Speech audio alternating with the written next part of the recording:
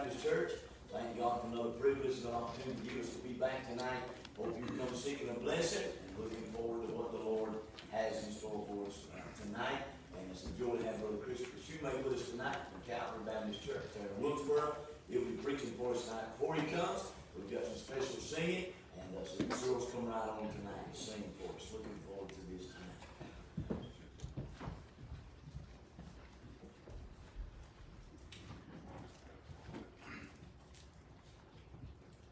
When I was lost in my sin, I remember well that night when the Lord saved my soul from hell. And I thank God every day That's with His grace on me, 'cause I am washed, I'm redeemed, and I've been set free. Amen. And I thank the Lord for the glorious night when the blessed Holy Ghost led me to the light there at the altar where I prayed. Jesus washed my sins away, and oh how sweet is the sound. I once was lost, but now I'm found. God's amazing grace still amazes me. Now there's been times that I've walked away from the Lord. My sins grew many and my heart grew cold. Fellowship was broken and I felt so all alone. But it didn't matter how far that I'd gone. God was still faithful when I came back home. My sins were forgiven and His grace to me was shown. And I thank the Lord for the glorious night when the blessed Holy Ghost led me to the light there at the altar where I prayed. Jesus washed my sins away, and oh how sweet is the sound. I once was lost, but now I'm found. God's amazing grace still amazes me. Amen.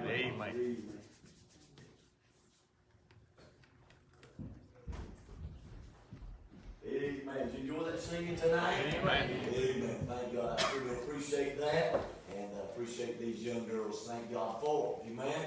What a blessing. Well, it's good to have Brother Christopher Shoemake with us tonight. And before he comes, let's go to the Lord in prayer and ask God to touch the service tonight. And then we'll turn the preacher loose tonight. Brother David Foster, how about come and lead us to the Lord in prayer and ask God to help you in the God.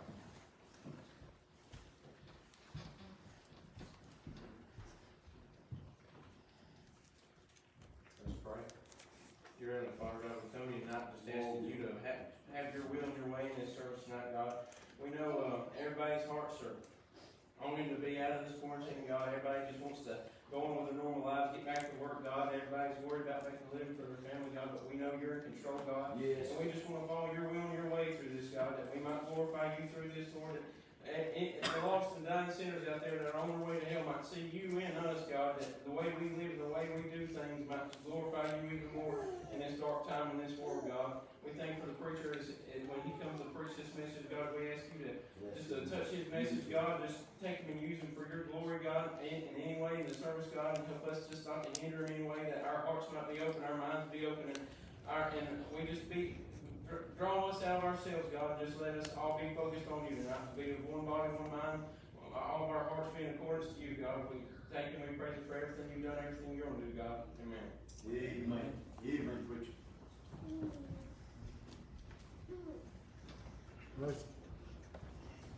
Appreciate that good singing.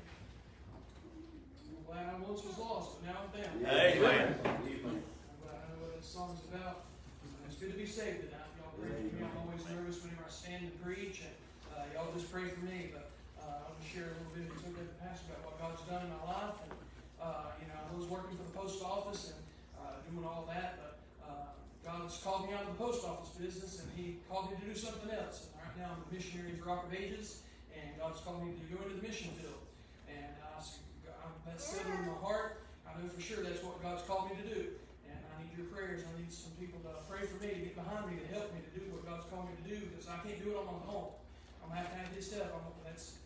I'm gonna have to have people's help, and that's what God's called me to do, is go into the prisons and go after the young people, the juveniles. That's what God's called me to do, the young people.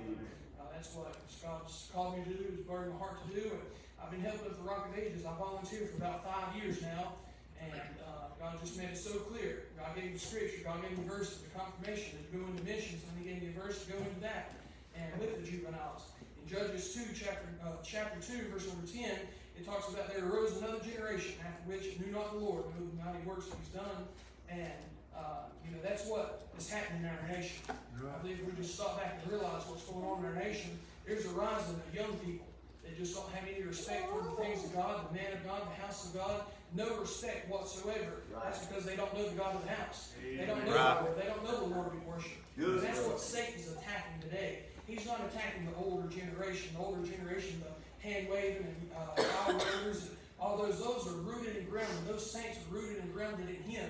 And they're not changing. They're sold out with the King James Bible, the old-timey worship. They're not going anywhere. They're going to worship God and stay put till the day they die. But you know who the devil's going after? Pastor, who's after your daughters? Right. He's after the young people of this church. He's after your kids and your grandchildren, the one that's coming up behind you. Satan's trying to get a hold of them. Why? Because they're not rooted and grounded yet. Right. You can see in schools today how they're talking about evolution and trying to attack Genesis 1:1. If the devil can make the young people question Genesis 1:1, in the beginning God, if they question that, you know what? Go question this whole book. Yes, sir. Right. If they can just start questioning Genesis 1:1, in the beginning God created heaven. Hey, if they question that, you know what? And over there in the New Testament, Jesus died and resurrected, you know what they'll start doing? Satan will say, well, he died. He ain't coming back from the dead. He's still there. I tell you, that's what Satan's doing today. And you know what? A lot of times, these children, they come from busted up homes. They don't have a daddy to take them to church. They don't have a daddy to teach them to pray, teach them to read the Bible and study, take them to the house of God. He normally runs off from mom one or the other. You know what happens? The other parent has to get another job, 2 or 3 jobs, and therefore they're not watching. You know what the kids do? In order to feel love and to feel secure, to be a part of something, they go out there and get involved in all types of drugs and gangs and all that other stuff. And the world, if we're not careful, the world's welcoming the young people. Right. When you look at Hollywood, all the glitz and glamour, they're asking for the young people, hey, come here, try this, do this, live your best life now. But you know what? I'm glad there's a better life than the world has to offer. I'm glad there's nothing like just serving Jesus Christ and just selling out for Him. And the best life you'll ever live down here is being a Christian. I tell you, that's the best life. The best thing you can do is find the will of God and set out and do it. I tell you, I'm glad I know what the will of God is for my life. I prayed, I sought after God, and God's kind of put me in a waiting period back. But you know what? God's given me the green light. And I'm thankful God gave me a green light. I prayed and prayed. Said, Lord, what do you want me to do? It wasn't until I became available. And I said, Lord, I'm willing to do anything. I said, Lord, what about a youth pastor? Lord, what about this? What about that? And God said, no, just stay put. Just stay put. Just keep praying. Just keep waiting. And finally, I said, Lord, whatever you want is what I want. Lord, if you want me to go to Japan, China, Lord, whatever you want, Lord, I'm willing to go. You know what happened? Whenever I became available, whenever I came usable, whenever I just said, Lord, I'll sell out. God said, that's where I was wanting you. I want you to do this. God's called me to go with Rock of Ages. I've been going ever since March 20 of this year, and I'm on a deputation right now trying to get support going to the prisons. Right now, the coronavirus and everything has slowed stuff down. So right now we're writing some letters to the facilities down there. I think overall we've had over 500 letters. And these are all different letters that the juvenile teams we've written and sent in. And they're basically like a one-page sermon that we prayed and got a hold of God, and God just kind of gave us a thought, and we put it on paper, and we've been mailing these in. So you help us pray that God will just do something with those letters. And we can't go in, but you know what? I'm glad the Holy Ghost can't be bound. I'm glad that He can. He can go where we can't go. I'm glad He can still touch hearts whenever we can't touch the hearts. When we can't go in there and preach a message, you know what? I'm glad that Word of God and that scripture that we send in, I'm glad the Holy Ghost can use that to break some hearts, rattle some cages, and hopefully we'll hear about some souls being saved later on from this. I believe Brother Key, he's referring to this as the letter revival. So you help us pray for the letter revival, that some souls will be saved, and we can see the mighty hand of God doing that. But that's enough about that. I know you're familiar with Rock of Ages and all that, and I don't want to take up all the time, but I want to share what God put up on my heart. But if y'all would pray for me, I got some prayer cards down there on the front pew. If y'all want to come by, pick up one and pray for me, I would greatly appreciate that. But if you have your Bibles with you tonight, turn to John chapter number 6, please. John chapter number 6. Won't be long tonight. I'll just share what God has upon my heart. heart, and I'll be brief as He'll allow me to be. John chapter 6, when you find your place, will you please stand and we'll honor the reading of God's Word. I'm not asking you to stand for me, I ask you to stand for your Bible. The Bible says in John chapter 6 and verse number 1, after these sayings, Jesus went over the Sea of Galilee, which is in the Sea Tiberias, and a great multitude followed him, because they saw his miracles which he did on them that were diseased. And Jesus went up into a mountain, and there he sat with his disciples. And the Passover, a feast of the Jews, was nigh. When Jesus then lifted up his eyes and saw a great company coming to him, he said unto Philip, When shall we eat bread that these may eat? Verse 6 says, And this he said to prove him, for he himself knew what he would do. Philip answered him, 200 pennyworth of bread is not sufficient for them, that every one of them may take a little. One of his disciples, Andrew, Simon Peter's brother, saith unto him, There is a lad here, which hath 5 barley loaves, and 2 small fishes, but what are they among so many? And Jesus said, Make the men sit down. Now there was so much grass in the place, so the men sat down in number about 5,000. And Jesus took the loaves, and when he had given thanks, he distributed to the disciples, and the disciples to them which were sat down, and likewise of the fishes as much as they would. When they were filled, he said unto his disciples, Gather up the fragments that remain, that nothing be lost. Therefore they gathered them together, and filled 12 baskets with the fragments of 5 barley loaves, which remained over and above unto them that had eaten. I'll stop reading right there. With God's help, I want to preach a simple message tonight on giving God your all. Giving God your all. Let us pray. Our Heavenly Father, God, we come to us again, Lord, another service. Lord, we thank you for another day of life. Lord, we thank you, Lord, you've been so good to us. Lord, we thank you, Lord, that it's come to your house once again. Lord, how good, Lord, it is, Lord, to come into your house once again. God, I pray you just thank you, for, Lord, for good, godly singing. Lord, thank you for this church. Lord, thank you for this pastor. Lord, I pray you have your hand upon the church, have your hand upon this pastor. Lord, I pray you just give him wisdom, Lord, as we go back, Lord, to serving you. And God, I pray, Lord, help me, Lord, as I stand. Lord, one more time, Lord, I help me, Lord, when no man stands alone. God, I pray, Lord, I need your touch. Lord, I need that fresh anointing. Lord, that only comes from you. God, I pray, Lord, help me. Lord, I pray, Lord, cover me in the cloak of my calling. God, I pray you hide me behind the cross. Lord, fill with your spirit. Lord, empty myself of my sin. God, I pray, Lord, I need your touch. Lord, I can't do anything. God, I pray, Lord, they want to see Chris. Lord, they see Christ in me. God, I pray you speak through me, Lord, and Lord, even now. God, I pray, Lord, give me the words to say. Lord, I don't want to say anything to be a hindrance. But God, I pray, Lord, I'm being, Lord, an encouragement to your people. And God, I pray, please, Lord, help me one more time. Lord, be careful to give you all honor and glory. Lord, it's not about us. Lord, you must increase. Lord, I must decrease. Lord, I thank you for what you're telling me. You grace what you're going to do. In Christ's name we pray. Amen. Thank you. You can be seated tonight. As I began thinking about this message and then studying and praying about this, and the Lord kind of showed me some things about this scripture, about giving God your all. So you got to imagine right now what's going on. Jesus and all these men are going around, and no doubt they were getting tired, they're getting hungry. You know, they didn't have automobiles back then, so more than likely they were just walking on feet, just going along. And can you imagine Jesus out there out front, and he has the disciples behind him, and then maybe 5,000 men was behind the disciples, behind Jesus, and they were all walking as a group. So this wasn't just a small crowd. I mean, this was a large following. This was a large number of people. The Bible says over in Matthew 14, number 21, 5,000 men besides women and children. So we know that there's at least 5,000 men, but that's not even including the women and the children in this group. So we don't know how big this number is. It could be 5,000, it could be 10, it could be as much as 15 or 20,000 people. So we really don't know how many people is in this group. But I do know the Bible says there are at least 5,000 men. So we'll just say at least there are 5,000. But can you imagine they're walking around and it's probably getting lunchtime, or it's time to eat, and they're tired and they're weary, and their belly starts to growl, or start looking around. Maybe they're thinking about maybe getting some of them Texas Roadhouse rolls, or maybe some of them rolls from Dodge City or something. You know what I'm talking about, right?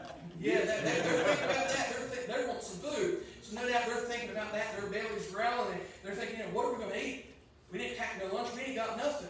So Jesus starts to ask questions, and when Jesus asks a question, he's not hunting answers. He already knows answers. He's trying to catch everybody up. Amen. He's trying to get them to start thinking. So he's trying to lead them along. Yes. He said, what are we going to eat? And you can see what one of the Philip answered: 200 penny worth of bread is not sufficient for them, that everyone may take a little. He said, we ain't got enough money to buy all that. I'm glad God can specialize whenever you can. I'm glad the Lord still can. Yeah. He said, we've got the financial ability. We can't support this. We can't do that. It's never been done. We can't do it. I'm glad the Lord still can do the things that can be done. Amen. And finally they said, one of the disciples, Andrew, Simon Peter's brother, said to him, there is a lad here, which hath 5 barley loaves and 2 small fishes, but what are they among so many? Can you hear that question, what he's being asked? Here they are, they're sent down. Jesus asked the question. One of them said, Lord, we ain't got enough money to buy it. And finally, the other man, one of the other disciples came up and said, well, Lord, there's a little lad here. He's got a little lunch. He's got 5 barley loaves and 2 fishes. But what is that among so many? Can you hear that? What the question said, Lord, that's just little. You can't do much with little. Lord, what can you do with that? Look at all this and look at what little we have. It ain't going to be a bit of good. But you know what the Lord says? You read over there in Matthew, the Lord says, bring it hither. That's right. He said, just bring it to me. He said, that's all I'm asking for. You just bring it to me. So here, you know what that little boy had to decide? That little boy had to decide, am I going to keep my lunch? Am I going to give it over to the Lord? You see, that was his lunch. No doubt, I don't know if he packed his lunch. I don't know if his mom or daddy gave it to him, but whoever it is, it was that lad's lunch. He was holding that bag. I don't know if it was a bag or a bucket or whatever it is, but he had that lunchbox in his hand. It had 5 barley loaves and 2 fishes. And here he is, has it in his hand. And there are 5,000 men there. Jesus already told the men to sit down. He already knew what he was going to do. Aren't you glad the Lord knows what he's going to do before he ever does it? He said, you just sit down and you're getting ready to see a miracle, boys. And he said, y'all just sit down in that green grass. I can't help but think whenever I read about that green grass, Psalms 23. Yes, sir. He talked about the green grass over there, the meadows, that's still water. That's another message. But he led them men to sit down. He said, all right. He looked over at that lad and he said, bring it hither. That little boy had to decide, am I going to keep my lunch? I'm the one that worked for it. I'm the one that planned it. I'm the one that packed it. It's mine. He could have been right to keep it. But you see, 5,000 men, women, and children would have lost a blessing. The Lord, a miracle would have been performed if he would have kept that lunch. I tell you, that's the same way we are with our lives. We can sit back and say, this is my life. This is my money. This is my retirement. This is my life. And I'm going to do with it what I choose. I'm going to save up. I'm going to buy this house. I'm going to buy. Hey, I'm not wrong with buying those things, but I'm saying we can be selfish sometimes in life. Yes. If we're not careful, we'll worry about me and mine instead of him and his. We'll start being so self-centered that it's all about us. About me, I. Bless him. I tell you, if we're not careful, that's kind of what the downfall of Satan was. He said, I will exalt myself. I'll become like the Most High. I'll be always I. It's all about himself. I tell you, that little boy, he could have been about himself. But you know what he did? He said, I'm going to give it to the Lord. He said, I'm going to give it all to the Lord. I'm glad that there was a point in my life when I just gave it all to the Lord. Amen. I'm glad I surrendered all. You know, that song we sing, that hymn, that old hymn, I surrender all to Jesus, I surrender. All to him I freely give. I wonder how many times we sing it with our lips, but our heart don't really sing it. I wonder if we were honest with ourselves. I wonder if God looked at our heart. He hears our word, but he sees our heart. I wonder if our heart, if we sing, some to Jesus I surrender, some to him I freely give.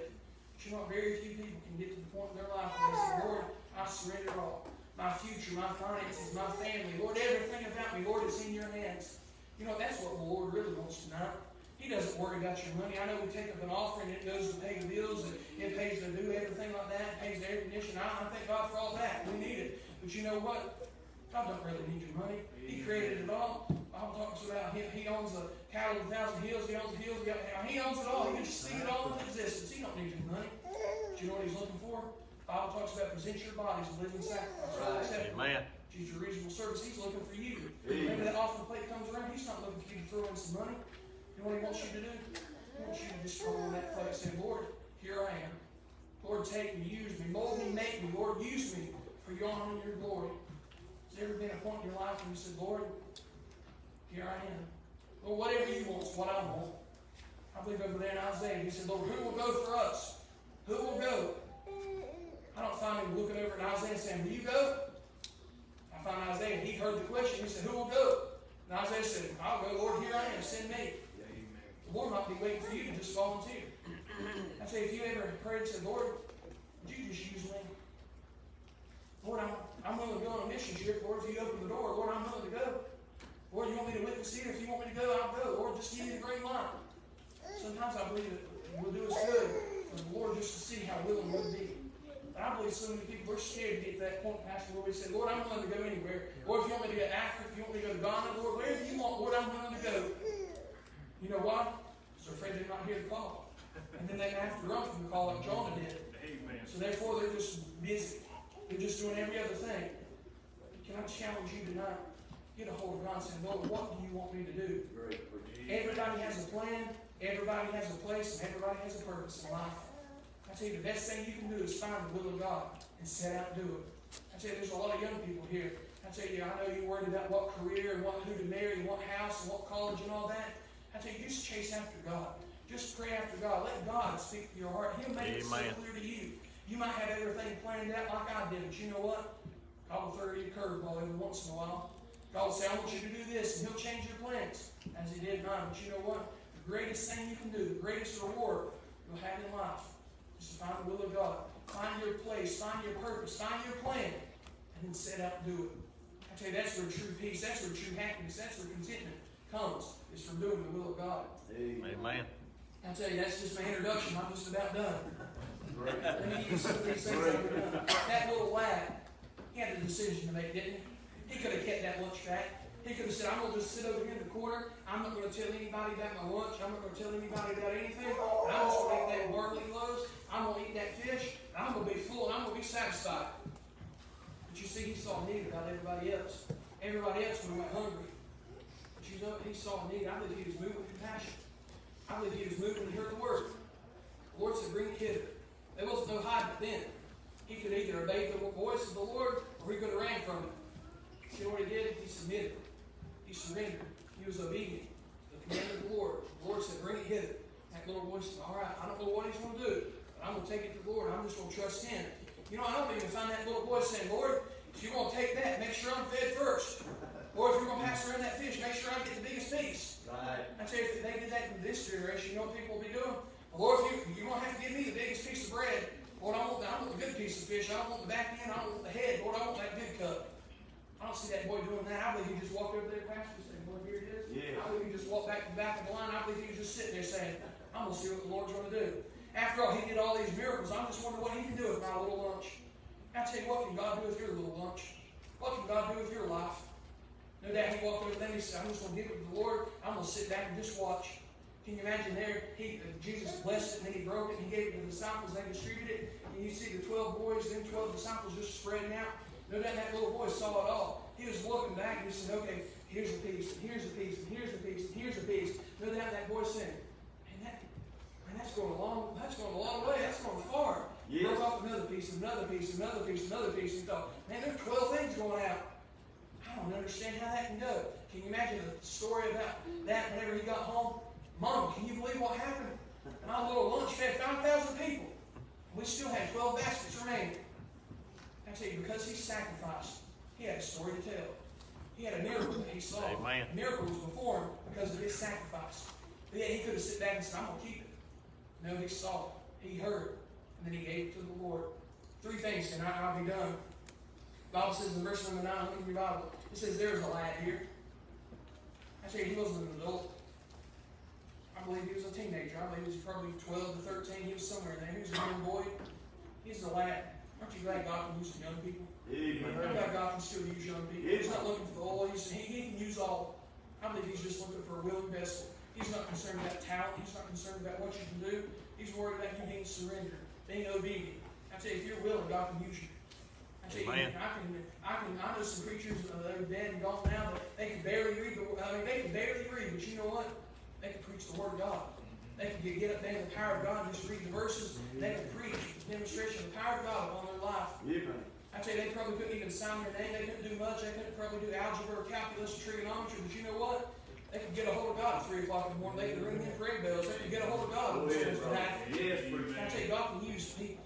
God can use old people. God can use young people. I tell you, young people, don't let someone look down on you for your age. I read about them in great revivals. You know what happened most of the time? Young people fell in love with God. It was in young people, I believe, that sparked that Welsh revival over there. Why? Because young people fell in love. Someone stood up and said, I love Jesus, and just sat back down. Why? It came from that heart. I tell you, God's looking for somebody. You look at David, wasn't he young? God was with Samuel, went down there to anoint the next king. You know what happened? Jesse's boys came by, one walked by, and Samuel said, man, he looks good, he's going to be the king. God said, that's not him. Another one by, he's probably the strongest, and God said, no, that ain't him either. And finally, he looked over to Jesse and said, Jesse, you got any more boys? Jesse said, well, I got one. He's just a poor, ruddy boy. He's just down there watching my sheep. He ain't no count. He ain't going to amount to anything. Would you imagine if someone came to you and said, you know what? We're going to take you had some sons. We're going to be the next president of the United States. Wouldn't you make sure every one of your boys was there? Just in case that God was going to look at that little one? Yes, he didn't even take a chance. He probably looked at him and said, they know what God's going to use him to be king. Just go on down there. You're going to get in the way, kid. Can you imagine that? Can you imagine what's going through David's mind? No doubt he knew what was taking place. I don't think he opened his mouth. I believe he said, yes, sir. Father, I'll go do your will. I'll go watch your sheep. Another gets in a position. That's how you think of the mindset. He said, I'll go work. Everybody else looking for that position. I'll go down there. I'll watch them. Hey, it's a dirty job. It ain't going to get no respect. It ain't going to get any fame. But you know what? I'll go do what no one wants to do. He went over there, and you know what? One went by, one went by, one went by. And God said, no, that ain't him, that ain't him, that ain't him. You know what? Finally, God said, that's the man. I can use David. I heard it said that he was born to be a shepherd, but you know what? His purpose to be a king. God used David to be the king. We can see what a mighty man is. Can I tell you, it doesn't matter how young you are, God can use the young. Next, I see in verse number 9, he had 5 barley loaves. Notice what it said. I believe this King James Bible, I believe every word in here is for a purpose. There's not just any filler information. There's not just any stuff in here just added to take up space. I believe everything in here is there for a purpose. I started digging and studying a little bit. Did you know barley was common during that time? It was something they traded for. It wasn't something that was fresh. It was just common things. No doubt that little boy looked in his bag whenever he was taken to the Lord and said, Lord, it ain't much. I mean, it ain't no filet mignon. It's no Texas Roadhouse rolls. It ain't no Dodge City rolls. It's just barley loaves. I mean, it's just, it wasn't even that dark bread at Outback. It wasn't that. It's just barley loaves. Just dry barley. He thought, that king, no doubt he's doing these miracles. He knows there's something better than my barley loaves. What if he rejects it? What if he opens the bag and says, is that all you got? I don't want that. But you see, he wasn't worried about what he thought. He knew what he had was coming. He knew what he had. He knew he was young. He went over there to the Lord and said, Lord, you can use this common bread. You can have it. Lord, it's yours. Aren't you glad God can use common people? Amen. I say, I'm not one of a non-degree. I've got my bachelor's degree. I'm working on my master's now. But you know what? God's not looking for somebody who's educated. I believe over there in 1 Corinthians chapter 1, verse number 27, if I'm not mistaken, he's saying, you know what? He chose the foolish things and the wise. He's looking for the weaker things. He's not looking for somebody well known. He's not looking for popularity. He's not looking for any of those fame and fortune. You know what he's doing? He's looking for somebody to just take him at his word. He's looking for somebody to just have faith and step out and just trust him and allow him to work all things. I'll tell you, that's where I'm coming in. That's where I'm not much. I'm not smart. I don't have much money, but you know what? I've got a great big God that can do all things. Amen. I just believe that He'll use me. Amen. If I trust Him. You know what? He'll do the same for you. God can use the young, just as He did here for this lad, just like He did for David. God can use common things, just like us today. I don't believe there's anyone in here that's a millionaire, or, you know, really, really well off. If you are, I can use some money to help the ministry. You feel it? I'll split with the pastor. I'm getting off. What I'm saying, God uses common things. God's looking for the common. He's not out there looking for the Harvard degrees and all them other people great, well known. He's just looking for somebody. I'm glad He can use country people. Those that just know a little bit about the Word of God, knows how to pray, knows how to have faith, knows to walk by faith and not by sight. The Bible says without faith it's impossible to please Him. It didn't say it's hard to please Him. It says it's impossible without faith. The Bible says, for the just shall live by faith. What is faith? The Bible says faith is the substance of things hoped for, the evidence of things not seen. That's why we walk by faith, not by sight. If you hear about faith, you read about there, the Hall of Fame, through faith, by faith, and all these others. It's all about faith. I believe that little lad had faith in that Lord with his lunch. I tell you, you have faith in the Lord with your life. What can God do with your little? I tell you, He can do a lot with your little. If you're allowed little's much, and God's in it. Lastly, and I'm going to look at the end of that verse. It says 5 barley loaves and what? 2 small fishes. He could have just said 2 fishes, but it threw the word small in there. Yeah. Aren't you glad the Lord can use small things? It doesn't have to be a large quantity.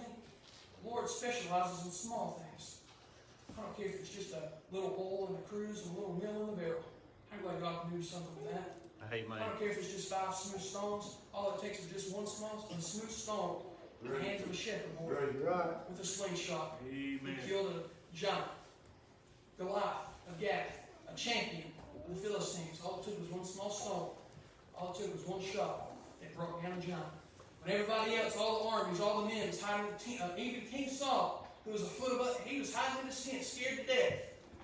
Here comes a little shepherd boy, saying, "Who's that guy I think he is? Let me go down and have a talk with him. I'll kill him today." He went over there and picked up 5 smooth stones. He just took one. I believe the giant had some brothers. He was going to go ahead and take care of them too if they came messing with him. You know why? Because because he knew the power of his God. He was over there on the hillside one day. He wasn't focused upon the giant. He was focused upon the God. I tell you, if we ever get our eyes off of Goliath, we all have Goliaths in our life. If we get our eyes off the giant and we focus on our God, you know what? Our giant won't look so big after all. Why? Right. Our God's bigger. Everybody knows no giant in God's eyes. They're all little. Aren't you glad God can use the young? Aren't you glad God can use the common things? Aren't you glad God can use the young things? I don't care if it's just a little cloud in the sky. Like a man's hand, you know what? There's an abundance of rain in that cloud. I don't care if it's just a little mill and a barrel and a little oil cruise, God can use the little. Lastly, tonight I'm done. That little boy had to get it out of his hands, put it to his hands in order for it to get blessed, in order for it to get broken, in order for it to get a blessing for everybody else. What about your life? I'm not talking about what you have and everything, but God can use your things. But God wants to use you. God wants to accomplish His will through you. That's what God's chosen. God's choosing us to go. The Bible says, Mark 16:15, go ye into all the world, preach the gospel to every creature. And He needs you. It's for us. It's not just for the preachers. It's to everybody. For us to go out there, the Great Commission, go out there and spread the gospel. To be a witness. I tell you, He wants to use you tonight. Have you gave Him your life? Have you surrendered your all? Have you went up to the Lord and said, Lord, here's my life. Just like that boy with his lunch. Lord, it's not much. It's common. I don't have much money. I don't have great wealth. I don't have great knowledge. Lord, the little I do have, Lord, I can give it to you. If you can use it, here it is. You think about this, that little boy could have said, I'm going to keep one fish, I'm going to give you everything else. I'm going to keep on one. You can have everything else, but you know what? I don't think that would be total surrender. I don't think that would be total obedience. Because he said, bring it hither. He said, bring me what you got. That boy wouldn't be obedient to the command of the Lord. I believe so many times that's what we do with God. Lord, here's this and this, but I'm going to keep this to myself. I just saw this the other day when I was studying. God showed me that. I believe God uses numbers in the Bible. 5 barley loaves and 2 small fishes, that's 7. 7 is the number of completion. He gave everything to the Lord before God was complete. God could use the completed work. A blessing took place. But if He kept back one piece, you know what He would have? 6. 6 is the number of man. 6 is incomplete. 6 is the fall. You know why? You'll never be complete until you surrender all. That little boy said, Lord, here it is. Lord, here's the 5 barley loaves. Here's the 2 fishes. Lord, you can even have the bag. You can have it all. And he just went over there and sat down and said, Lord, what can you do? My little lunch. I want to ask you this question tonight. What can God do with your life? He might take it. You might have to break it. But you know what? There's going to be a blessing after that break. 5,000 men and women and children got fed that day because of a little boy's lunch and a little lad who's willing to go. I tell you, what can God do with you? Or what can God do with me? I tell you, I can see myself in that picture. I said, Lord, here's everything. Lord, my future, my plans. Lord, everything I have. Lord, here it is in your hands. You know what God told me to do? I said, I want you to go with Rock Mages. I want you to be a missionary. I want you to go to those juveniles and tell them there's a better way. And you know what? Wait for the Lord. He's going to break it. But you know what? He's going to bless it. And He's going to distribute. You know what? I believe God's going to do a miracle. God can do a miracle with your life if you allow Him. I have to bless it, break it, all that. I tell you, He's looking for someone young. He's looking for a little. He's looking for all those things, something common. I believe we all can do that. Again, we went to the Lord and said, Lord, here's my little. You do a lot. Little much is when God's in it. Pastor, I'm looking for go to you. Amen. That's tremendous, right? Amen. What a message tonight. Well, hope that spoke to your heart, spoke to your souls tonight. Let's pray together. Father, we sure love you tonight. Father, I thank you for the Word of God. Thank you for the man of God. Father, what's been preached here tonight. God, I pray you would apply it to our hearts and our lives. God, I pray you'd get glory, Father, out of our lives tonight. Father, we sure love you, and we thank you for that you do. God, I pray for this young man, Father. I pray you'll take him and use him. Father, give him souls for his labor. God, I pray, Lord, for the burden, God, that these men are facing. Father, I pray you'd open the doors back up. Father, God, give them privilege and opportunity. Give them favor. God, I pray that they'll go back in, Father, to share the gospel. Lord, that souls be saved. And God, I pray tonight, Lord, we take the Word of God, apply it to our lives. Father, we'll love you and thank you for that you do. In Jesus' name, amen. Amen. Amen.